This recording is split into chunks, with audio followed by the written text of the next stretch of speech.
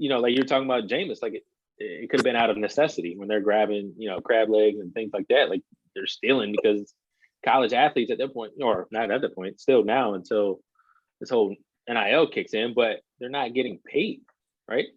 Right. But these organizations, these colleges, these businesses are making millions and millions of dollars off the kids, which they are, Yep. And that's all they know. They grew up in poverty. And there was something that I think it was on Twitter I saw where it's, the athletes now that you see in the NBA and the professional sports, they're like middle class to upper class upbringings. You're not hearing kids that were, or players that were in poverty and then worked their way up, so again, product of the environment, like that's how you move. This is the Stxhes Podcast. Thank you so much for coming in. We've got Brandon, Phillip, Gene, Dwayne, and myself, Donnie. Thanks for tuning in. You're like, I can't take this shit no more. I'm out. Okay. You was out for the weekend, right? You just come out and give just 12 points, 8 assists, 6 rebounds, and 2 turnovers. We win the game. That's how it is. I see folks, I'm like, oh man, that's old folk stuff. I'm like, damn, am I getting old? Like he would watch. I'm damn near a gangster in real life, you know what I'm saying? But no.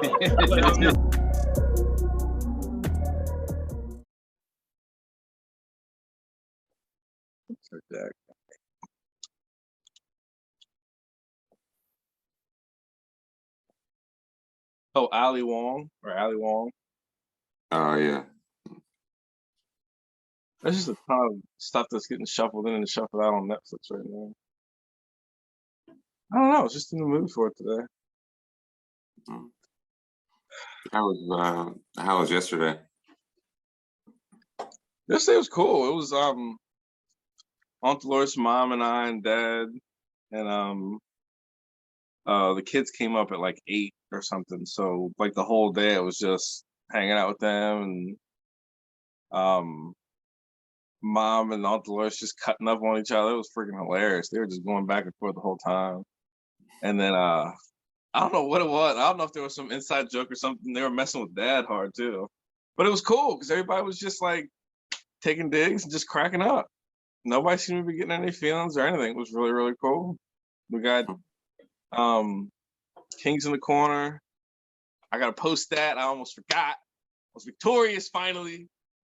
They're sitting. Yo, I set a freaking record. I had 7 freaking wins, 7 winning hands in that game. I was just. What do you mean you set a record? Like we've been keeping track? Oh, we are now. All right. I know what I need to do. I was shocked. I don't know what that was, man. But Aunt Dolores and I were at the end, and all she needed was like 6 or 8 points, something like that. I have the freaking paper. It was only a few points she needed. She beat me on 2 hands, and it was of course, it's the last of us. So we're going back and forth, drawing cards. Oh my gosh! And then that third hand, I just put her away. What a feeling! What a feeling! Did you pick extra cards when you didn't need to? What, on purpose? Yeah, did you try that, to pick an extra card? I don't know why. We talked about that. We talked about some of your strategies that you pull in the game and stuff, like some cards that you don't put down, like you'll hold on to them and stuff. I don't want to do that, man. I don't want to get caught. I'm so used to getting caught with like 30 and 40 points in my hand. Well, that's what I was saying. But you get caught without trying it. So it's like, you just never know what is going to open up. I text Mom, I was like, I don't want to hear anything about somebody using extra cards if I'm not there. I'm like, nah, don't try and steal my strategy. Now, I was watching on Kev on Stage, his app that he put out.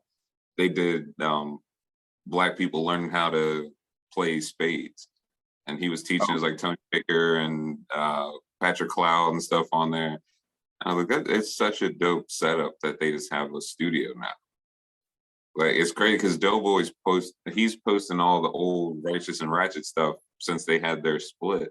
Kev just gave him all the material that he's like, you came up with the ideas, the concepts. It's all him. I'm just taking it off the page for us.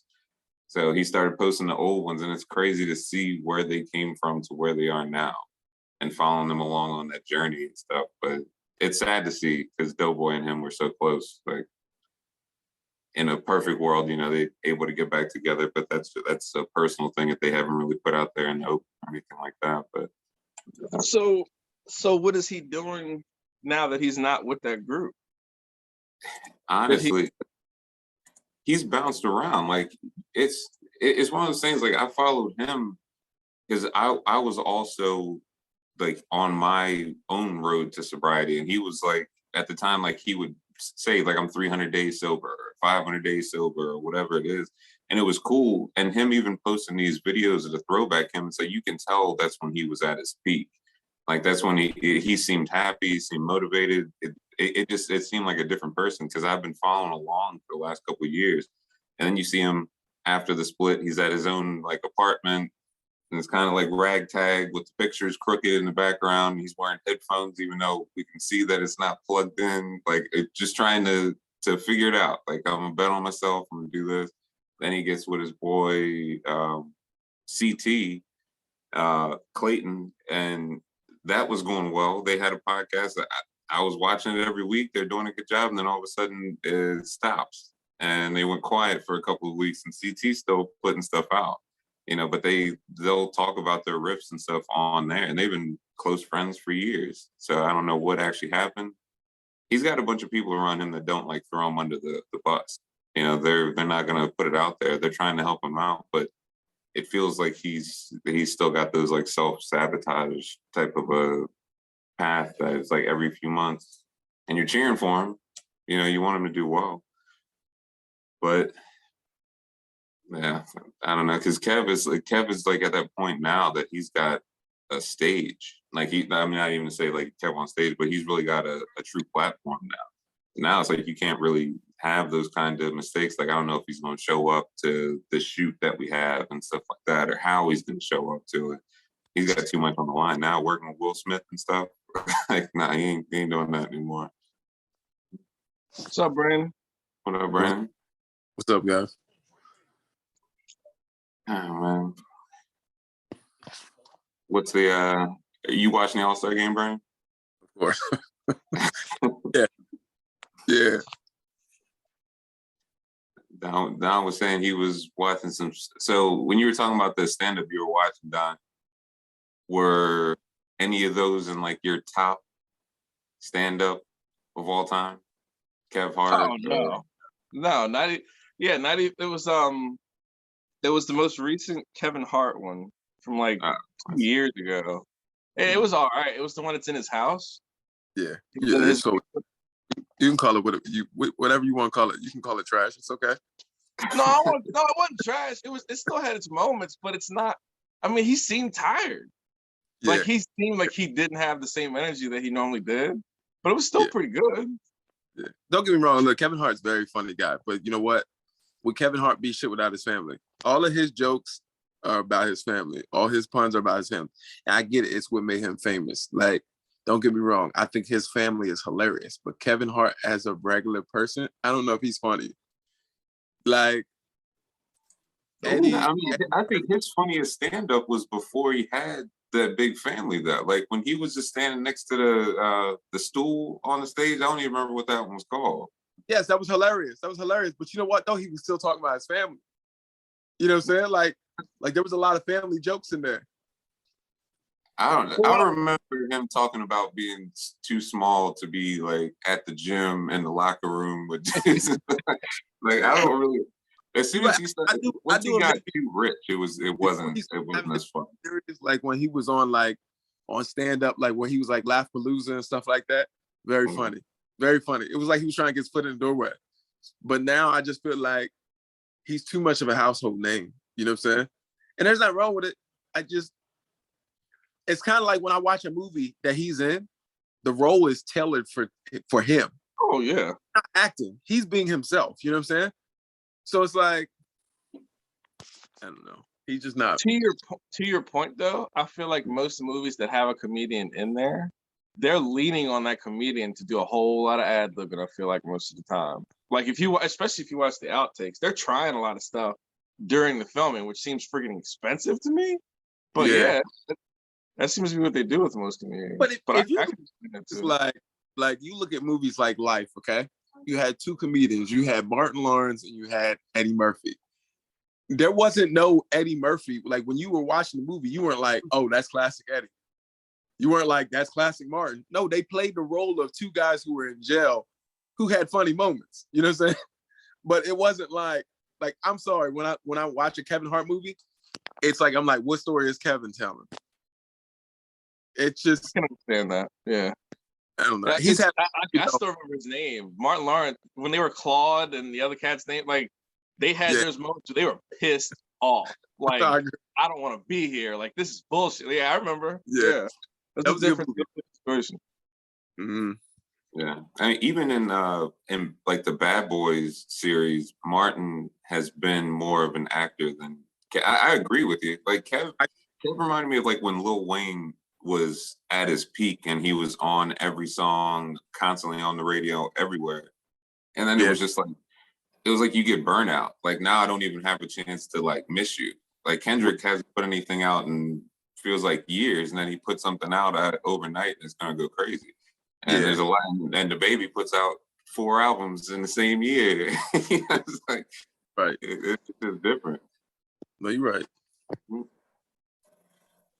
He said the baby.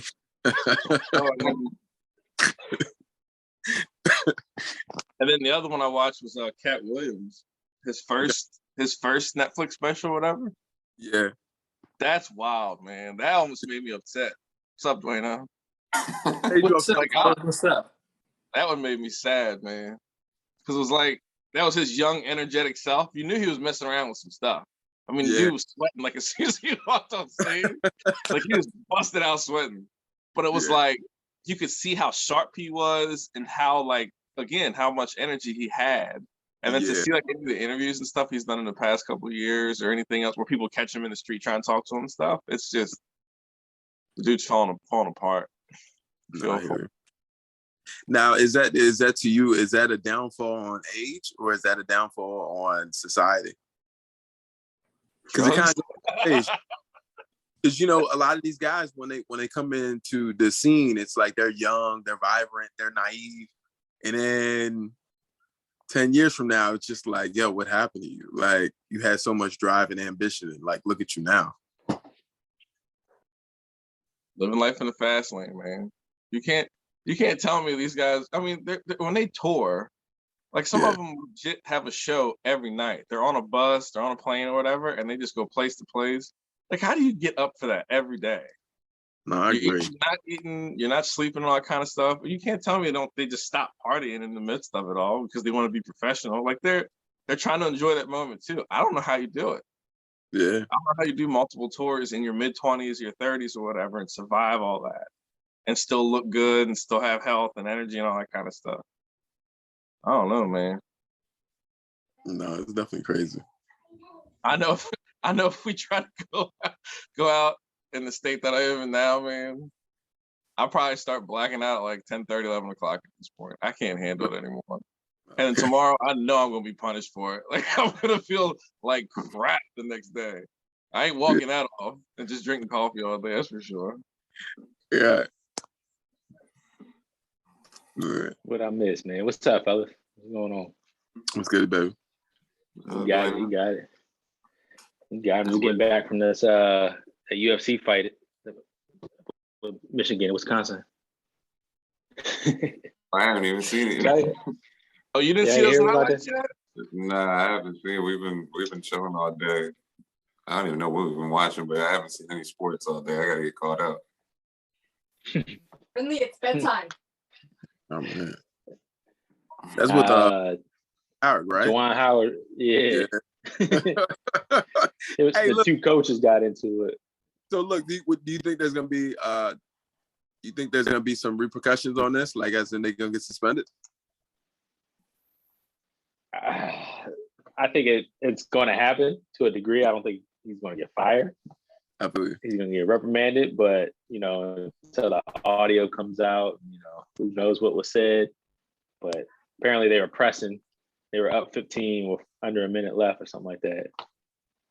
And Juwan was like, I remember that. Like, he didn't shake his hand. And then the other coach tried to run up on him and start, talk to him. And one thing led to another. Yeah. He shouldn't have put his hand on him though, man. You could see the man was heated. Like, man to man, you see the guy was trying to get the heck off the court. And you gonna put your hand on him and stop him? Hey, not a good idea. Not a good idea. Yeah. So that'll be a topic all this week. Oh, so LeBron never did win the first quarter. Yeah. Wait, are you saying he slapped him? What actually happened? Yeah, he slapped. He He wanted to go shake hands. And it wasn't the head coach he slapped, it was an assistant coach because the head coach got pulled back by security. And I guess the assistant coach said something too. And Juwan just, he's 6'9", so just reached over everybody. He legit reached over the whole crowd of people, players, everybody. He reached over everybody. Just like the head was just like this. That was it. That was the extent of it. And the players got involved. At least what I saw. But. Yeah. Not a good one.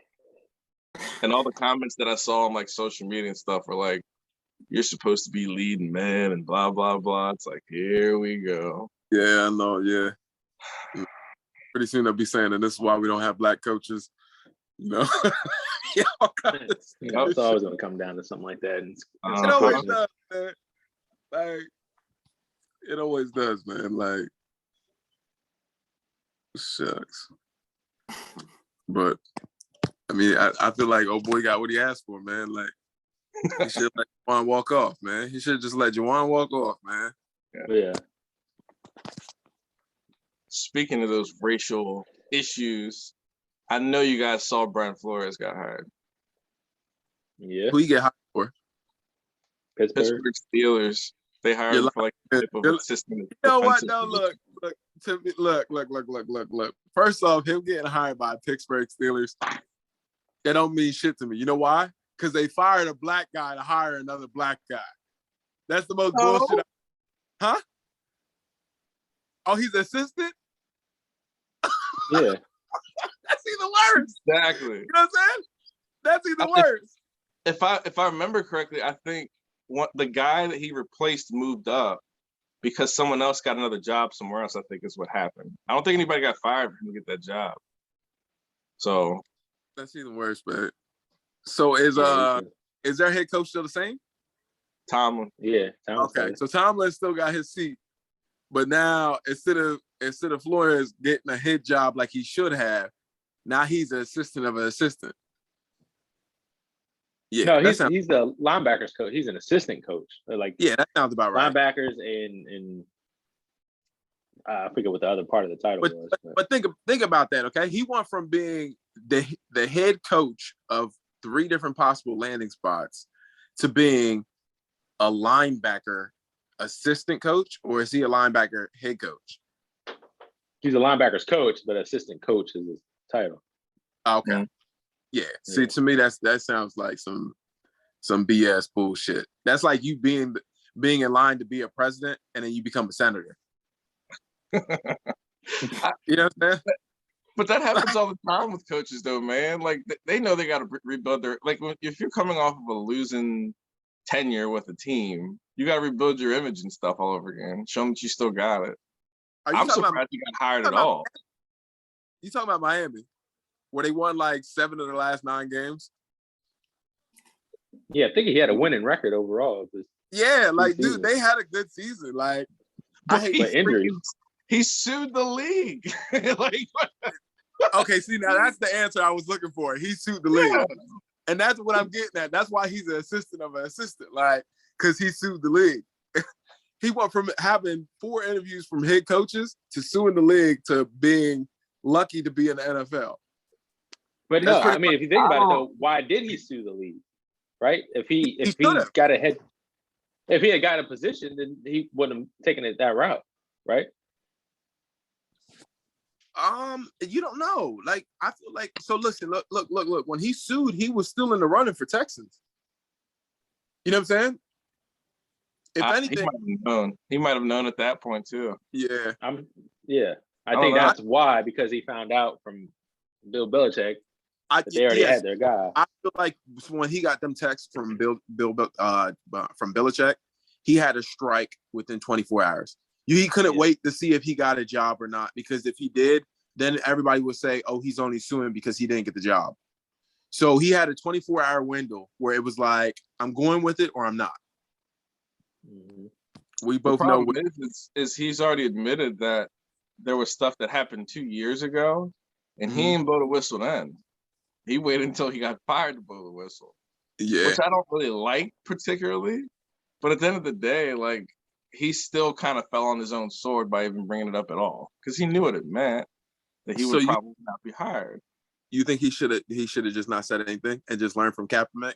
It's easier to keep your mouth quiet.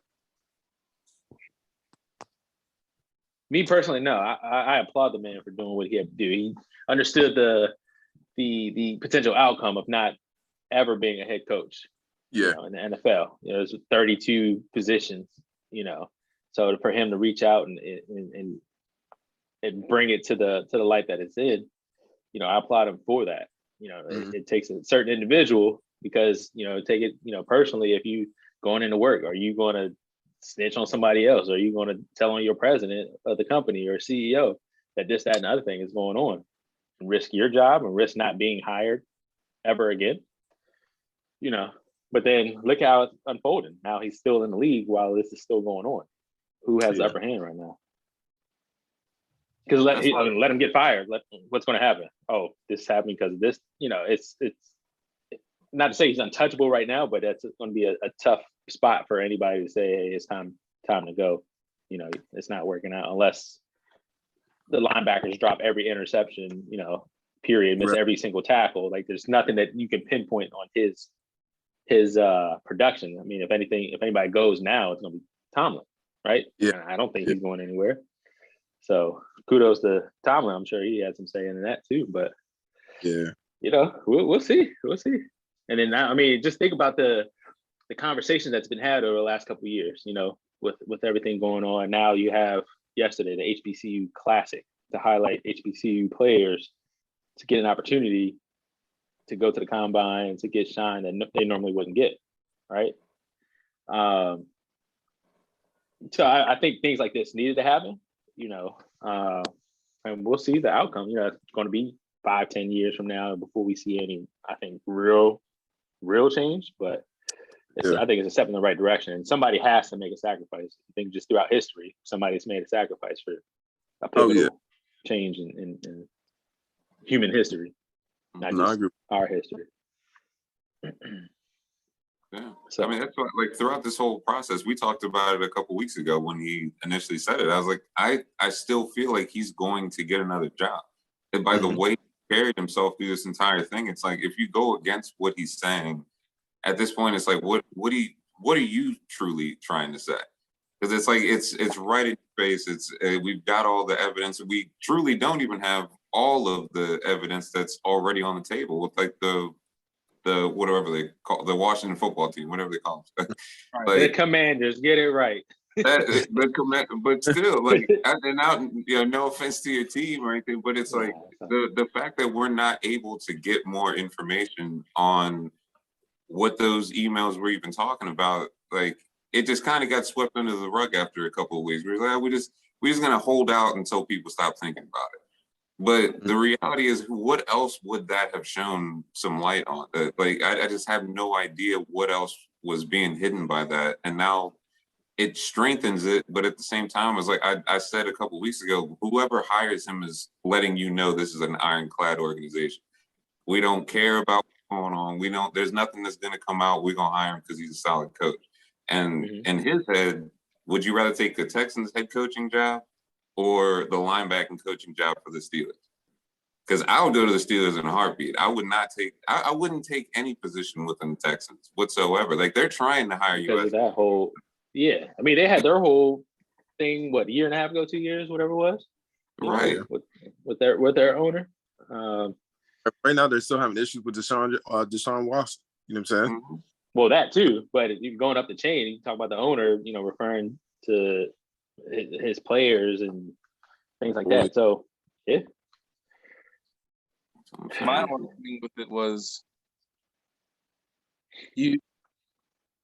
I completely agree with the protest, but I feel like you should use your position as the soapbox if that's the way you really feel. I feel like the message would have been way more powerful if he would have gotten hired by another organization first. And he would have flat out said to them, like, look, I have had quite a few of issues with Miami, and I might not just completely publicize, I might not just put them on blast, but I have some things to say. And I'm not going to say anything about you, but I have a feeling I need to bring some things to light that haven't been. If he would have used his platform in that, even when he was with Miami, if he would have been speaking out about different injustices and stuff as a coach of Miami, I would have had a lot more respect for him. But instead, he tried to play it like a Tomlin and tried to play it like a Belichick and tried to play it like, oh, this is in-house business. We'll handle this. We'll do this. I do the things as a head coach. Where was all this stuff before he got fired? That's what I would have wanted to see. And now you just lose a little bit of steam, I feel like, if you do that. Because then you give people power by saying, oh, you're just pissed because you got fired. Really? But what justified him being fired? Building up. Yeah, of course. But I'm saying, what was the justification for him being fired? Yeah, that's my question too. He says it was because he didn't take the money from Stephen Ross. And no. That came out afterwards. But he was fired because of what? Lack of performance? Yeah. That's my understanding, right? But if you have a winning record overall, I don't know that I might be off a little bit, but yeah, like you said, 7 of the last 9 games or whatever it was, and they had a shot to make the playoffs with all the injuries that happened. Yeah. What got me was when the day he got fired, everybody who covered the story was like, I can't believe he got fired. Like, dude, right? He was better than last year. Like, he had a winning record. Like, okay. And then everybody said it was because he didn't want Tua to be his main guy. And, the owner believes in Tua. So it's like, if you're not in on Tua, you got to get out of here. You know what I'm saying? Now, that's what was being broken out as soon as he got fired. Now, would it have been better if he filed his grievance the day he got fired? Or are you saying it would have been better if he filed his grievance when he was still hired there, when he was still employed? He should have been talking about stuff before he was fired. I got you. Put yourself in the position, right? You're putting yourself in. You're talking about this when? Preseason? During the season? Yeah. If it was me, you have leaking stuff anonymously. I would have been like, so I heard there was a player on a boat. Wait. Stephen Ross. You can't say he should have done this, that, and the other thing, and then you said I'd have done it anonymously. No, I know. I was joking. But I'm saying if he did it during the season, like imagine what kind of distraction that's going to be to the entire organization, right? And that would even further him, or even solidify the reason him getting let go if they were losing. That's a good point. But I understand where you're coming from. Why wait? And that's something that we can all apply to our daily lives. Like if somebody says something to you incorrectly or comes at you the wrong way, do you hold back or do you address it then and there and have that conversation? Yeah, but just like Dwayne was saying though, how many times do we do that? How many times at work does somebody rub you the wrong way and you automatically go tell that day? Have you ever told? Like, like I've been at my job 16 years and I can honestly say I ain't never go to HR and tell on somebody. I mean, I should have numerous times, but I haven't. You know what I'm saying? So but imagine that. If I ever get fired, I'm telling on everybody. There you go. That's everybody. I'm writing a grievance. They're gonna call me the angry black guy. Got cases on all you. Right. I'm pulling my Denzel out, man. Yeah. Wow. If he got another job though, like if he would have gotten hired if he got hired by the Steelers and then said something afterwards, I don't know if that would have the same steam either way. Because I'm like, so you're You're a person that got a job. You're a black dude that got a job, and now you're complaining about black dudes not getting jobs. Yeah. Because look how they try to discredit it already. Then they hired black coaches. Lovie Smith got hired. The kid McDaniels got hired. Like stop saying. God, I love you. What? The black denomination hasn't fully. Oh, would you cut that out? we the black delegation.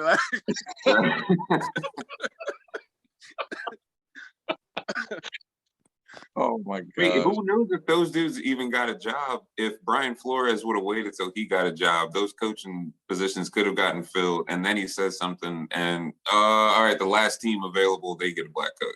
Like, that's a good point. That's a good point. He hasn't. I compared him to Kaepernick when we talked before. I literally just saw the trailer for the Kaepernick Netflix movie. Meanwhile, he didn't ever use that platform when he had the opportunity. Like when he actually had all the cameras on him, that's when he went like radio silent. And then he shows up and it's the Nike ads and stuff like that. And then you have Brian Flores that handled it quietly until he actually had to say something. And then he stood in it the entire way. Like it's a totally different situation. So it's like, I don't see any fault in Flores. Like I'm cheering for him in the Steelers spot. I just hope it's not like, all right, Tomlin's on the hot seat now. We'll just move another black dude in there. I'm hoping that doesn't happen. It's like you said, like, all right, Tomlin lost 5 games. Now they pull him up from linebacker coach to head coach and act like nothing happened. Right. I'm trying to think of who it was. I'm pretty sure it was all promotions though. No, I all you guys have a point. And that's what I'm saying. I don't hate the guy. I don't know. I feel like he lost a little bit of steam, but maybe not. Maybe that was his best play with it all. Phillips. Go ahead. I was gonna say, they, with the hiring, it was a calculated move. When it comes down to even like recruiting, right? Mm-hmm. These coaches know, and the organizations know more than you think they know about you.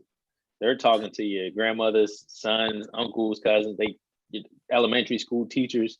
I know some folks that are in the management positions in the league, and they related like, we know everything about you before we even pick up the phone to have a conversation. So, kudos to, I know Tomlin had a big part in this, so I'm gonna, tip my hat off to him. But just the organization overall, I think it's a bold move, and they're gonna make a statement, and we'll see what happens from there. But these were the movements here. Keith Butler retired after 19 years, and then to replace Butler, the Steelers hired Carol Alston, who had been Pittsburgh's senior defensive assistant, which is Flores' new role. There you go. And if I'm correct, they're both black. Keith Butler and Terrell Austin, I think, are both black. It's solid all the way around, man. I like it. It was just shocking. I couldn't believe it. You'll see who their new quarterback ends up. Because if Deshaun Watson somehow figures out a way to get over to Pittsburgh, yeah. No, I agree with you on that. Like, because his landing point was supposed to be Miami this whole time. But now that Ben's not coming back, I could see Pittsburgh is a stand-up organization. So that I highly doubt with them putting up with all that Ben put them through, I'm pretty sure they can make it through this Watson case. Now that would be a good news article to read. Comparison of Roethlisberger to Watson. Yeah. Where my understanding with Watson's situation is still allegations, whereas there was proof. I don't know. I could be wrong, but you're right. And it's all civil. It's all civil. None of it's criminal.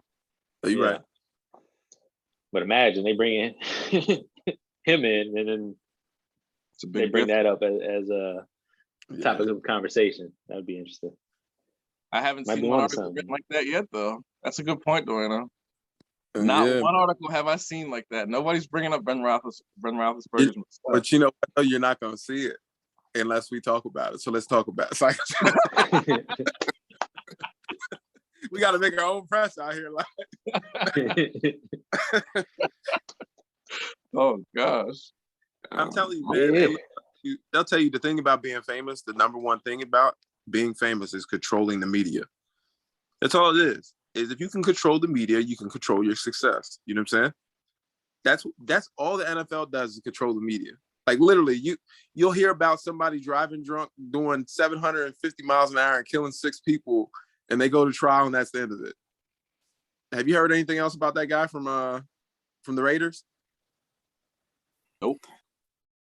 I mean, outside of it, I mean, but he's released though. They cut him. Yeah.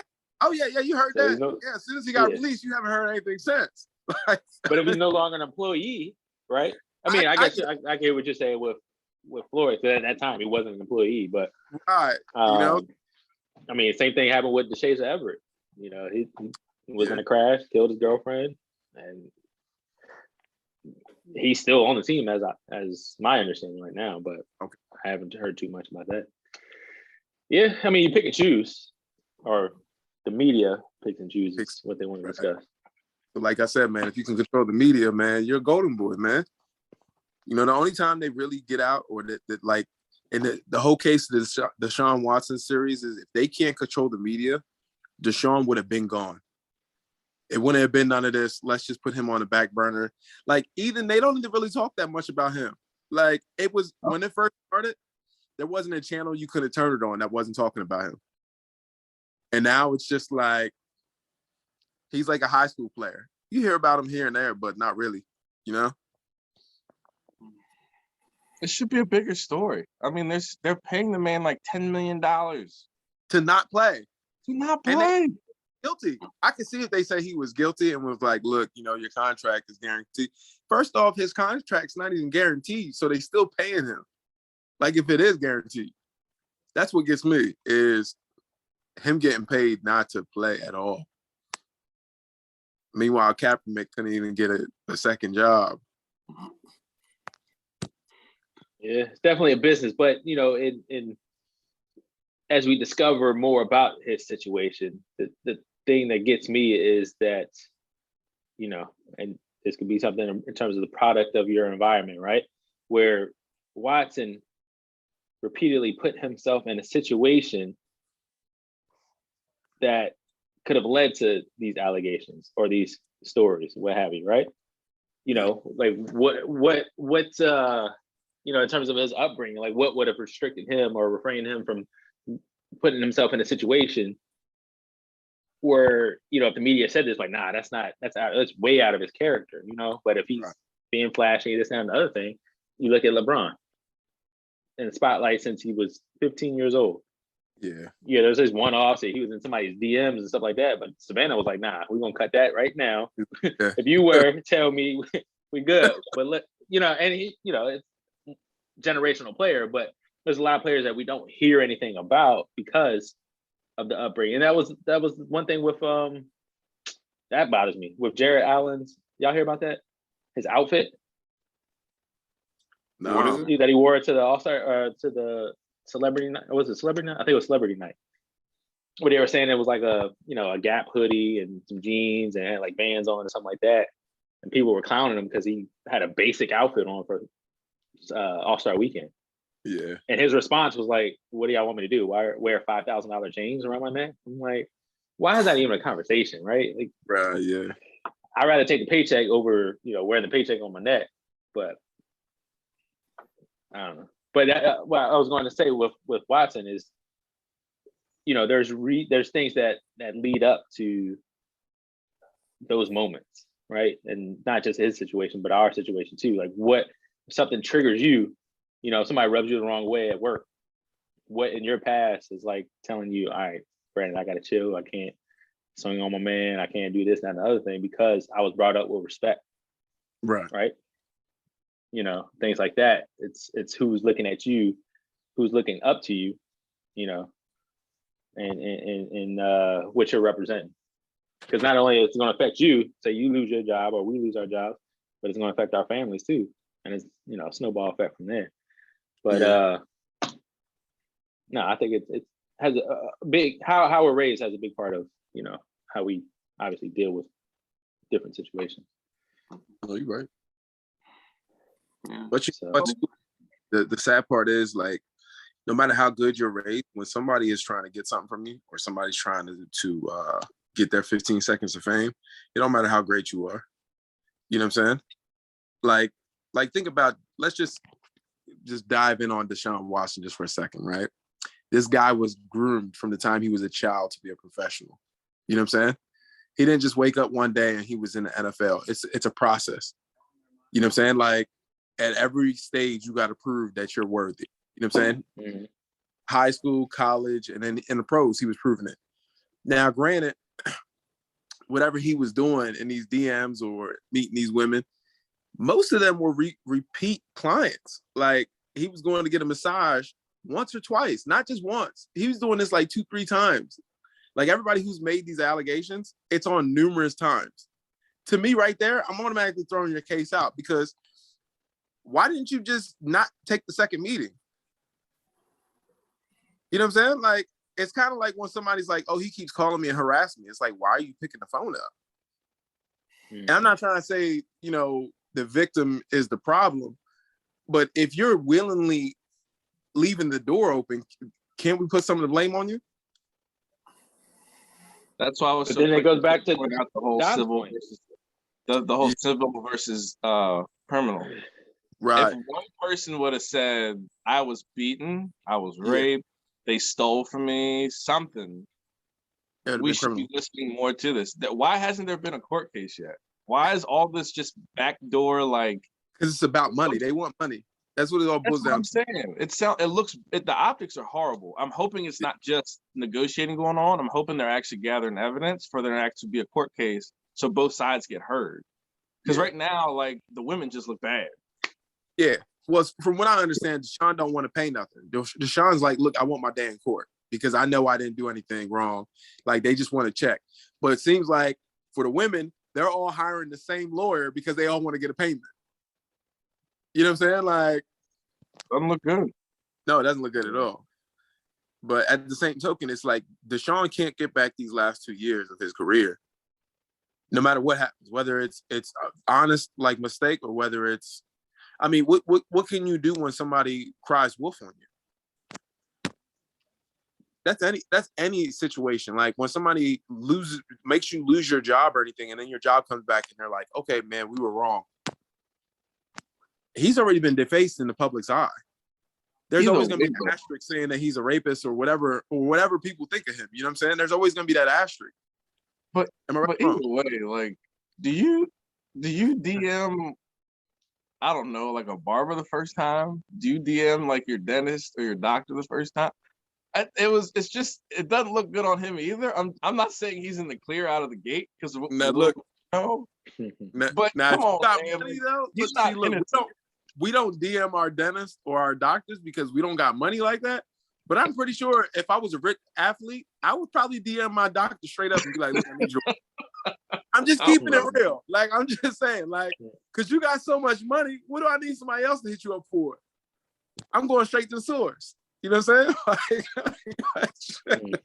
But you know how like cocky and in denial you have to be, like, just no awareness of anything going. Because if you really were a star athlete since, 5th grade or whatever, coming up, you already know you're going to be top prospect, you're in the NFL. You never really learned how to move. Like, It's the same reason that Jameis Winston ended up taking that stuff out of the grocery store, because he's probably used to just being able to get, oh, those the Florida boy, you just let him take whatever. But Deshaun Watson, like, why is there such a paper trail?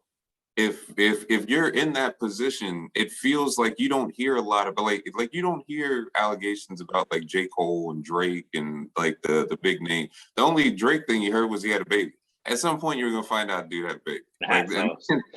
That's awesome. But even that, like, how do you move that sloppy though? That's the same thing with, like, Antonio Brown. It's like, all right, now you finally got to, what was it? I think he was on the Patriots at the time. And then that's the one organization that does not say anything. Why is there now screenshots of you threatening the witness in the, like, why? Like in a text message or a text or a DM or something like that? Yeah.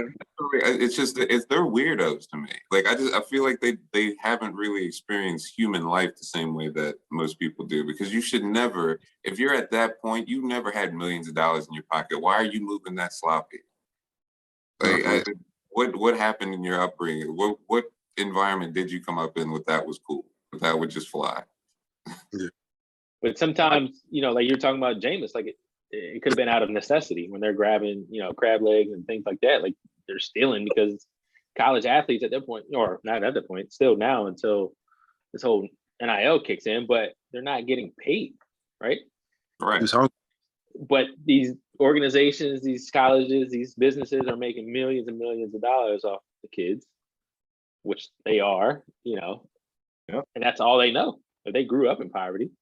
And there was something that I think it was on Twitter I saw, where it's, the athletes now that you see in the NBA and the professional sports, they're like middle class to upper class upbringings. You're not hearing kids that were, or players that were in poverty and then worked their way up, so again, product of the environment, like that's how you move. Like if you're not coached that way as a younger kid, growing up, but you're still the top dog, you're expecting everybody to give you everything that you want, because if you don't play, then the team doesn't win. And that, so no, you're right. But it's having the right team around you. You just got to be smart enough to have the right team around you.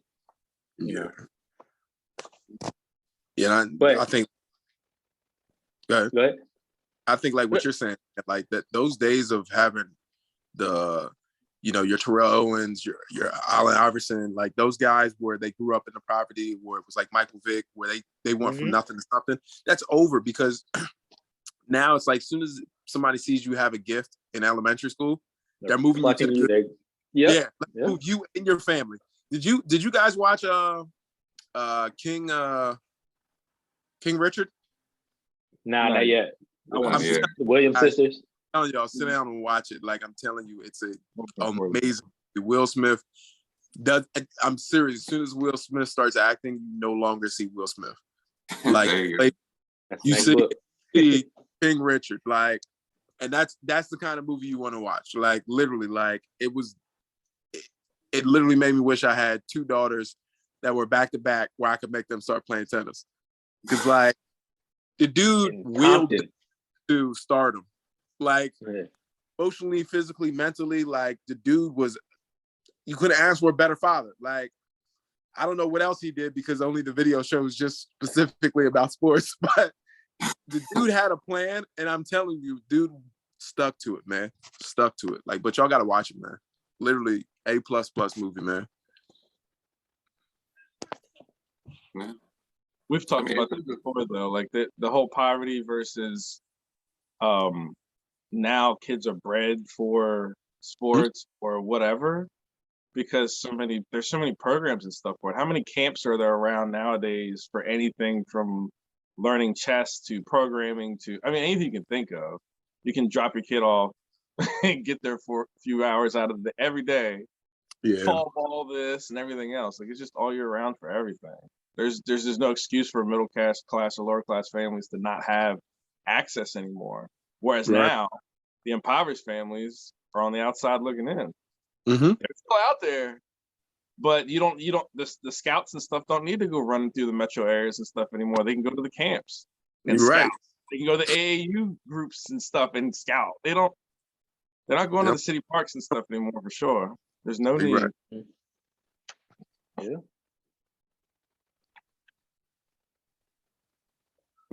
Even outside of sports, though, it's like if you look at, like if you came up in poverty, but the guys around you were selling, or they were in the streets, but they were making money, and you're looking at guys that are maybe living in the projects, but got a Mercedes out front, like that hustler mentality, that entrepreneurship still passes down to the kid also.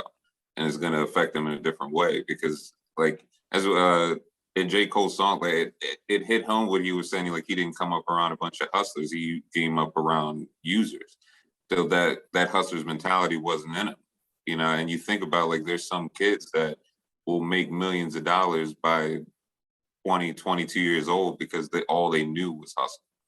Like they're gonna put themselves in positions that you wouldn't even think that, you know, was possible, sitting outside of the record label or something like that for hours, or selling shirts door to door trying to get that hustle. So it's still that product of your environment, like what you're seeing every day, and you know the OGs around you who's gonna actually give you some guidance. But yeah, I mean, because some of those stories from those kids up at Silver Oak, like what a bunch of the older guys, and there's only a few girls in the room, but you know everybody's going. I'm like, yeah, that's not the lifestyle that I'm accustomed to. No, that wouldn't be cool, you know. So everybody comes up different. It's wild to hear everybody's backstory. Yeah. Like, why was it Anthony Davis? Have y'all seen the first episode of the Kanye documentary? You beat me to it. I was just getting ready to say. I forgot I watched that this morning. It came up on my feed like immediately. Was it good?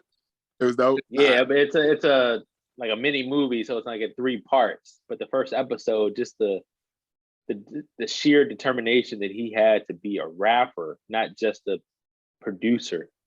Like literally, was producing songs for Rockefeller, but went back to the offices, and just started playing his All Falls Down, just to everybody who would listen to him, just to prove a point that like he could rap. And there's this one like part of the movie that he does a monologue where he's in the car, and it's just crazy, the determination, the self-belief that he had, and it's inspired me because it's like I've always respected Kanye. I don't always believe everything that he says or agree with him, but I respect his approach, his reason behind it. But yeah, just watching that and seeing, the interaction with his mom for a little bit, things like that, it's definitely inspiring. But not to a degree being a product of your environment. I know that's, something we're trying to cover here, but not letting that be the end all be all. There's the nature versus nurture piece. You can grow up in the hood, but not everybody, like Phil was saying, not everybody has a hustler spirit. Some have the user spirit and things like that. So it's finding that spark that's going to get you where you need to get to. But you could have 2 brothers growing up in the same household, but have completely different lives. Why is that? That's a good question. That's a damn good question. Yeah. Yeah, you think you see things the same way when you're in the same environment, but there's key moments that will just stick in your mind that you can see it clear as day, and that moment may have just been a moment passing for anybody else, but if that's the moment that stuck with you, it is what it is. It's like I may do things as trying to do it as the opposite of what I witnessed growing up. Like I don't live paycheck to paycheck, or I don't want to, have time spent away from the kids, or I don't want to say like a broken household, but they're moving around all the time, not really understanding where, when you were actually going to have both your parents at the same time, or, so my mentality also shifted as soon as I got away from Westminster. When I got to the point where I was like, I want to get somewhere else, but still close enough that I can still get to my parents if I need to. So I ended up going down to Towson, instead of going to McDaniel and everything would have been paid. Parents were working there, took on the student loans, and saw a completely different side of the world, it felt like, like immediately jumped into the frat life and all that stuff. So it's like, as soon as you come back home, you still bring all that with you, and it completely shifts your mindset on stuff, like on every level. It's crazy. But I mean, Don, how you feel about it? Hindsight's always 20/20. Looking back, I didn't have a want for anything, and being able, and after watching that and seeing the things that he would say to himself and seeing how his mom coached him up and seeing how like she like pumped him up all the time in a very classy, very sweet way. Like I can see why it tore him apart when she passed away. Like we had that from our mom, but for me, there wasn't anything out there that I wanted that bad. Not nowhere near like that. I mean, the man talked about practicing his Grammy speech, like when he first realized he could produce songs and stuff. Right. Like the bus. Yeah. that kind of hunger, I never had that. I can honestly say that. Like I was so content growing up. There wasn't anything that I really looked out there in the world and was like, I have to have that. I can honestly say that out loud. I'm not gonna say I was like happy all the time, but I was content.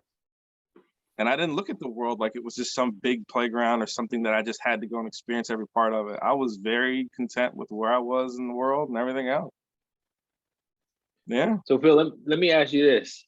To have that different mindset, was that a reaction to seeing Don's movements? Or was it something that was an outside influence that sparked that? And the reason why I ask is, well, like Kanye, for example, right? Like, where did that come from? Exactly. You know, it's his mom. You don't hear about his father or anything like that. And she was so supportive that she was like, "Oh, you remember that rap that you had?" And she started reciting the lyrics that he had written. And he was like, "When was that?" And then it jogged his memory. But to have that kind of cheerleader, but that within the household, right? So what was the outside influence, if there was one, you know, for you, Phil? I mean, for me, I take my hat off to anybody that can honestly say like they are content. Like if you truly have that like peace of mind, it's great. I never had it. I like I think like from day one I had a chip on my shoulder just from like going to school every day and knowing that I'm like having to like hold up a facade to just like try and fit in with these kids. Like when you're because it was all like the superficial stuff. Like it wasn't like anybody was competing me with like grades and all that stuff. It was coming to school not having like the resources that the other kids would have. And like I hated that feeling coming back to school and like trying to catch up with everybody that was wearing their like back to school clothes for the first month of school, but you were done by Tuesday. Yeah, I hated that feeling because it's like, and the other kids, it's not like they were like trying to be mean or anything like that, but it's like them having typical conversations. You really don't even have a way to jump into it because now you don't have that new whatever, or your parents aren't going to be taking, where you guys going on vacation this year? I mean, you know, we just, you know, it was always like, it taught me how to be quick on my feet because I never wanted to be the center of attention, and I never wanted to be the center of attention in a negative way. Like, I don't want to give anybody any kind of ammunition or anything like that. So it was always like trying to prove something, like trying to prove somebody wrong, even if they didn't actually exist in my head. And it was always that feeling like me not getting braces as a kid after seeing my parents get them with Don and hearing the conversations between them, knowing that like he's just about to get his braces off when I was supposed to get them. And as a kid, I told my parents, like, nah, man, I don't want to be at school with braces on and stuff. You know, I'm good. My mom asked me like 10 times, like, you sure? I'm like, nah, I'm good.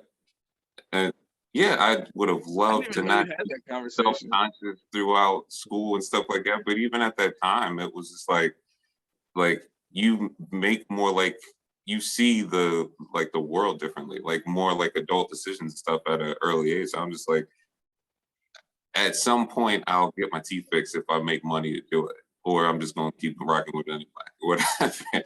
So even that, like seeing your classmates with braces on, and then by 8th grade, they all got straight teeth, and then you the one.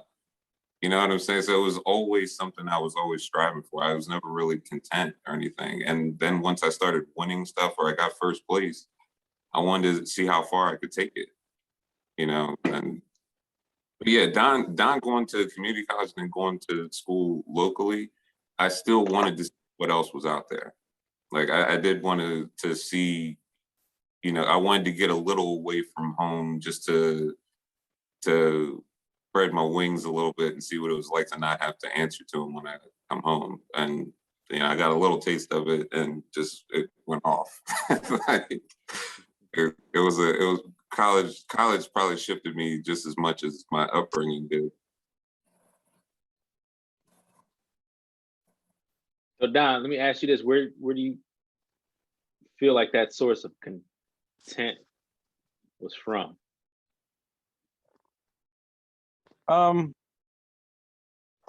We had a huge family on dad's side, a huge family on mom's side, and seeing a huge range of people that were just getting by to seeing a few of them that were like that had gone to college and had made comfortable lives for themselves and their families, and they had the white picket fence and that kind of stuff. Like seeing that range, that gambit, and finding that niche, because it felt like mom and dad built a family or a life for us that was like in the middle, even though it was probably further down to the other direction.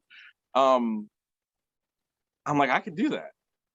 That's nothing. That's not even really like pushing that hard. If that's what it takes to have a family and be able to survive and do this and do that, I'm good with that.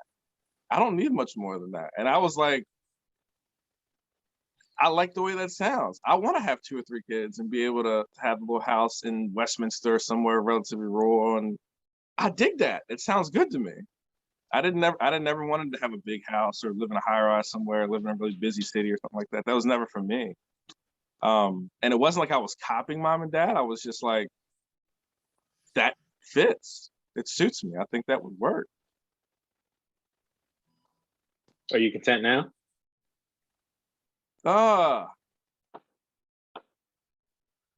So I'm gonna answer it in 2 ways. Mm-hmm. I could be very content, but I already knew the answer. I already knew the answer before I asked the question. But I want to get your take on it now, because I hear where you're coming from, but based on the conversations as of late, I can tell that you're not. Yeah. Why is that?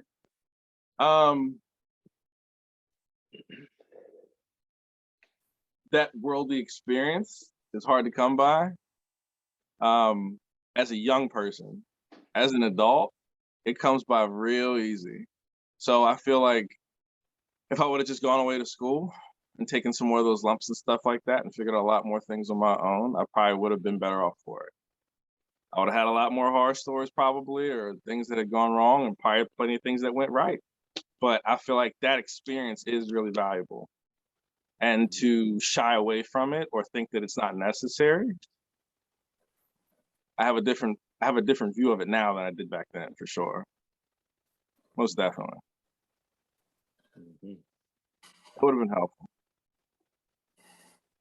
Yeah. But the beautiful thing behind it is that every day is a new day. Every day above ground is a new day, so it's another opportunity. If you have that drive, you want to release more poetry, whatever it may be, expose the world to your talents, you have the opportunity to do so. So, most definitely. What about you, Brandon? I don't Do you know. feel like a product of your environment, sir? No, because if I was a product of my environment, we wouldn't be in the positions we are in. Like, I mean, I can scroll on Facebook and not one person is living like we live. Like, you know what I'm saying? I mean, where are you going with that? I want to hear it. Yeah. Why is that? I mean, it has to do with success. It has to do with who you are. It has to do with everything. Like, I feel like, I don't know, with the people I grew up with, the people I hung with, the people who I thought I was on the same level with, I got the same education with, we're not in the same lane. You know what I'm saying? They think we're in the same car, but we ain't in the same lane. You know what I'm saying? I mean, and if Gene was on here, he'd probably say I'm trying to flex or something, but it's by no means like, like I knew at a young age, like I didn't want to live in an apartment complex. I didn't want to have a fancy car pulling up to an apartment complex. You know what I'm saying? So it was like, those were my checklists. I was like, I need to get a house because I want to take care of my mom one day. You know what I'm saying? Meanwhile, a lot of people our age were selfish. You know what I'm saying? They just wanted to be out partying. For me, it was just work, I remember. Now, I feel like I'm like 10 years ahead of the game because, things are easier. You know what I'm saying? Now, I could have did things that would have made life a lot more easier. You know what I'm saying? But I've always been a family guy, like It doesn't help to always be family too, but that's just how I was raised. You know what I'm saying?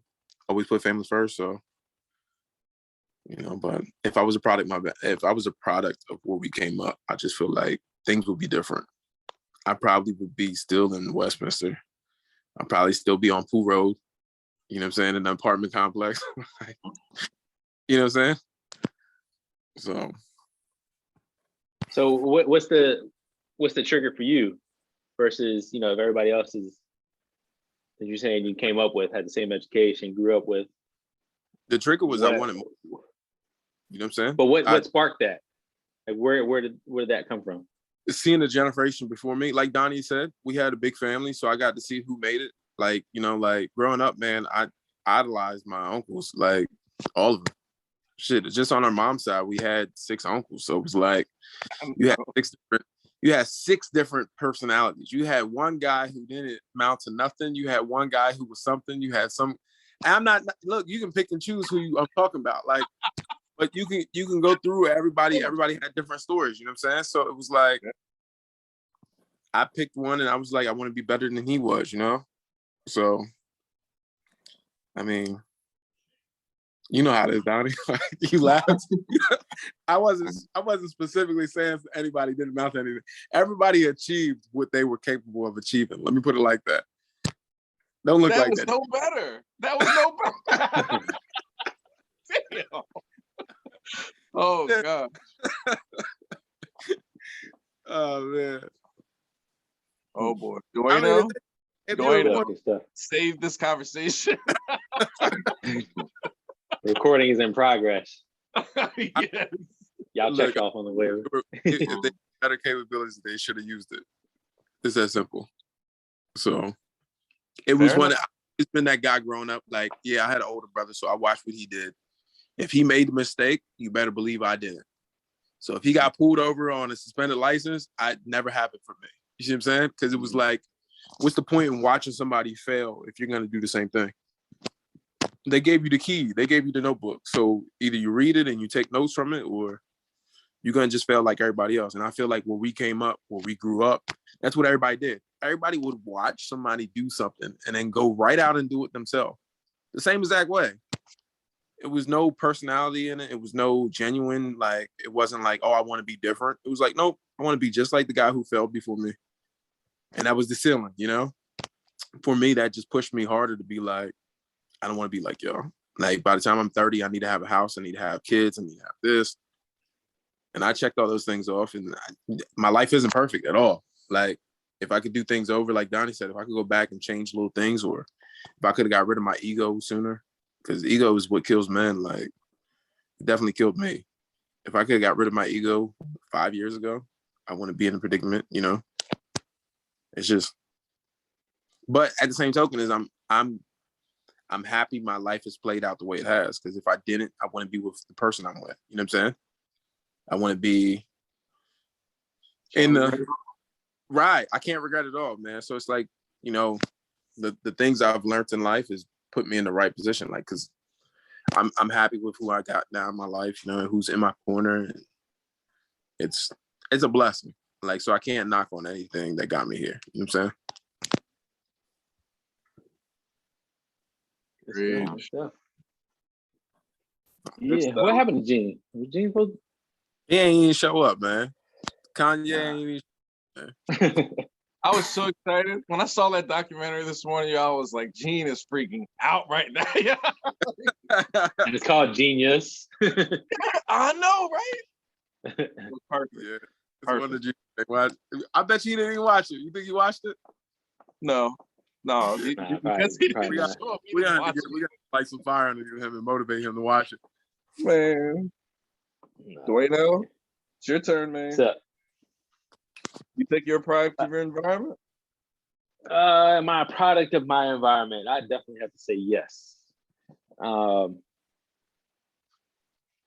It is a tough question, but I say yes because of the life that I lived. I wouldn't be where I'm at if things didn't happen the way they happened. Long story short, I didn't grow up with a birth mom. Grew up with, stepmom was my mother, obviously, but and my dad as well. And then living through and learning through his experiences. You know, like Brandon was saying, you know, you hear about stories of things happening. So if I knew the outcome, if I know the end of the story, why am I going to try to rewrite that chapter or rewrite that page? What have you? You know, my dad always says experience is the best teacher of knowledge. And it's funny, I was talking to him earlier. He was like, "Oh, y'all doing a podcast? Y'all need to get me on there and talk." And I'm like, man, if we got him on here and the stories that he would tell. So a lot of the stories that he would share with me when I was younger, and to this day, I'd never believed, because they were like so far off. Like, you know, Michael Bay directed it, you know, Hype Williams was involved, like stuff like that. Steven Spielberg kind of directed his life to a degree. I'm like, there's no way that stuff like this happened, you know, throughout my years growing up. And then my brother Greg, who's out in Cali, he's older, and you know, going out and seeing him, and I'm talking, I'm like, yeah, man, Dad told me this story about such and such happening. He's like, oh yeah, I remember that. And he tells the same story from his perspective. I'm like, yo, there's no way that there was validity to that story. Sure enough, you get two different approaches, two different angles. I'm like, so I say that to say that he definitely molded me and directed me in a direction that I would have never went in if it wasn't for him. But it, not only him, but aunts and uncles, families, grandparents had a huge influence in my upbringing. So I definitely have to say that I've learned from the sights and sounds of the family, and understanding. And the key is understanding what's right and what's wrong, or what route to take and what route not to take. Because there's stories within our family like, oh, they went down the wrong path, versus some, you know, the book is crazy at the end of the day in terms of the life that they're living. But so it's taking all of that information and understanding what is good information, what is bad information. But I say that I'm a product because all of those pieces influence me. But the key was being, you know, an independent thinker, not being brainwashed that this is how you have to move because everybody in your zip code, everybody that grew up in your neighborhood move this way, right? But I also think that I was forced to be different. You know, Brandon, you touched on it, you know, when you were talking about being different than everybody else. But everybody I hung out with, you know, there's a Albert, there's a William, there's a Matthew, there's a John, then there's Duano.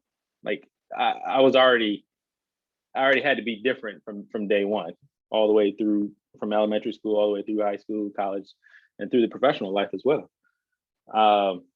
So I definitely would have to say that I'm a product of my environment, but it's a piece of it where there's the nature versus nurture. So, you know, you got to play the hand that you're dealt.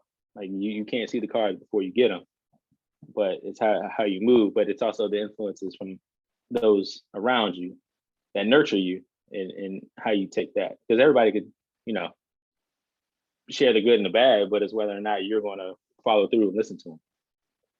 You know, if Who do you think is your biggest influence? My biggest influence, my dad and my grandmother and grandma, without a doubt. For her to, you know, raise 6 kids, 5 boys, one girl, and to have that impression amongst the men of the family, like that says wonders. But then hearing the stories that my dad has shared with me, his life lessons, the good and the bad, you know, and then him teaching me, like, yeah, you're going to think on your own, but understand, like, I did this, so you don't have to. He didn't want me to go to the military. Like, he went to the military. He wanted me to go to school. He wanted me to go play sports in college and things like that. Like, I wanted to make him the proudest man to walk this earth. To this day, that's the case. But yeah, he's definitely one of the 2 biggest influences that have impacted me. But your environment's ever changing, right? So Brandon, you're in a different situation. Downfield, you're in a different situation. So now, are you a product of that new environment, right? Because you're not in the same environment that you were. That's a good point. Yeah, Yeah. it's a tough topic, man. It's a tough topic because it was a lot of reflecting back on, when we discussed it a couple days ago. I'm like, man, I wouldn't be where I'm at today if it weren't for the actions that my dad took to bring me across the country. And that's a whole nother story and things like that. But yeah, I am a product of my environment, I would say. It is crazy because like I look at it, even when it comes to like living down the, I mean, we're down the county every weekend. So you looking at so many, Brandon was talking about one side of the family, on our dad's side of the family, it's another, 5 uncles and all cousins and stuff like that with all different upbringings and everything. So it's like we got such a different experience just on the weekend than what we experienced on a day-to-day basis and everything. So even that shifted everything. But, now, we all got significant others of different races and hanging around their families and getting new cultures and stuff like that. Because I didn't come into my relationship with a pet. Now she just came in home with more today. I got the tomato sauce. I got the new cat. It keeps shifting. Yeah. I like the fact that I'm finally at the point right now that I have to battle the content feeling with the hunger. Like this weekend, I had so many plans of what I was planning on doing, and I think we spent probably 90% of the weekend just hanging out, watching TV together, just like laying in bed with the dogs and everything. And I was like, there's really nowhere else. I know I should be doing this, but I really don't want to miss this time, And I'm like, as soon as I get up, I still got the 9 o'clock call and everything, and I can still work on some stuff. But I'm like, learning how to just be present has been, the goal of this year. Be present while still got stuff moving. No, it's definitely a good goal to set for yourself, and it's more of a realization now with the little man, just understanding how quick time flies. Being 6 months, he's 6 months now. It just seemed like yesterday, 2 weeks ago. He was just born. So yeah. Good stuff. I do wish we had our 5th mate in here, but yeah, I know. We can we'll have to chop in some footage. We'll catch him on the next call or something, I guess. Yeah, we can still ask him that question, and then Don, you can work your magic. Bro. I just had a thought. I think one of the coolest things of the environment a few months ago or whatever was eating at the table together. I think that was one of the coolest things that I got to experience when we were building a family, because as kids, we never did. Like, unless it was like Christmas or Thanksgiving or something like that, people took their plates wherever. And then if everybody was home, sometimes we'd all eat in the living room together or something like that. But I kind of dug it back then as a kid because that was norm. But to sit down at the table and then no one has any distractions and you're all focused on each other, it's pretty cool. And it was something that I think the kids aren't going to appreciate now, of course, but hopefully they'll continue on to do something like that too. I know it seems kind of old school, whatever, but it's cool. It's really cool. I applaud you for that. That's how we operate over here too. It's no phones at the table, no distractions, because that it's important for the development. That's something that you were saying not doing as a kid. It's something that I heard about from friends, but it's like, we didn't do that. Yeah, we ate together, quote unquote, in the living room, but we were all focused on the show that came on, that was on TV and things like that. It wasn't really tuning into one another. So I think it's definitely important. Mm-hmm. Yeah. It's tough, man, because we used to, when you really think back at how many people we had in the house at the same time, like I struggle these days with like just holidays in general. Like even thinking of it in the same regard, because it used to just be like an excuse to get everybody together. Like I don't care about the 4th of July, but Dwayne's dad used to come down with the sparklers and the fireworks and stuff like that and make an event out of it. But now, like me and Jack, we just celebrated Valentine's Day yesterday, just by just hanging out, watching one of the movies that we had on our list on Netflix and getting some food, but thinking of it back in the day, every holiday was truly a holiday. Like if we were going to end up going down the county at some point or having dinner at somebody's place, like jumping around on Thanksgiving. I mean, I don't know when we're going to do that again.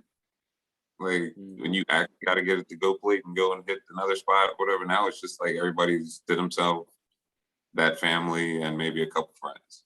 Yeah. Yep. Oh, yeah. New tradition.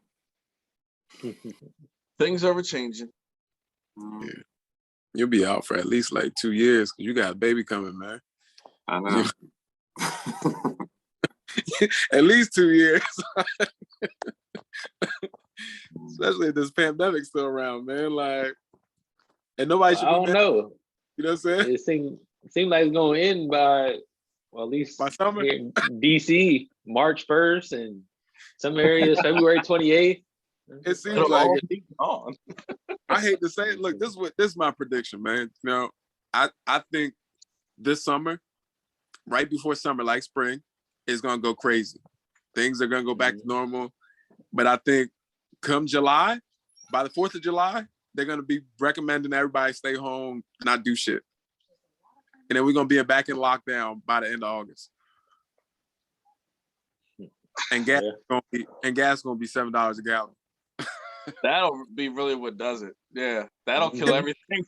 They won't have to make any announcements. Oh, they gonna look. That's how they're gonna try to kill your vibe. They're gonna rise gas to about $7 a gallon, and then everybody gonna be home just because, not because of COVID.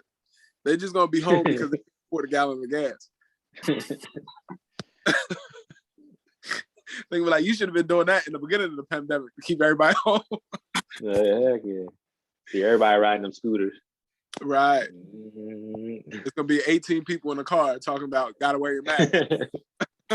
yo, imagine growing up when you first get a car now and you asking your homie for gas money, you give him a ride. Like back then, you give him $5. Now you gotta give him 25, 30. Oh, you ain't lying. Somebody offer you $5 now, you tell them keep it. You be like, look, bro, keep your little ass money, man. Oh man, you can't even give me a foot long right now. Right. Nothing. Yeah. What else y'all got? Anything else?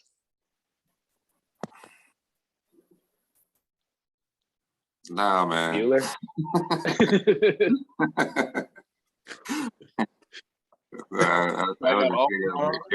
If we end up locking down again, at least I have the baby and I have. All right, I'll be good. Like if it is July, August, all right, I don't mind chilling at the house and watch the baby for a little bit. I've been trying to. I got a couple of NFTs that I'm looking at that I'm like that I bought into. That's just monthly payments. Like, so you ain't gonna get an allowance. I'm just gonna give you this NFT. Give you $150 a month. Don't ask me nothing. Just do what you want. So,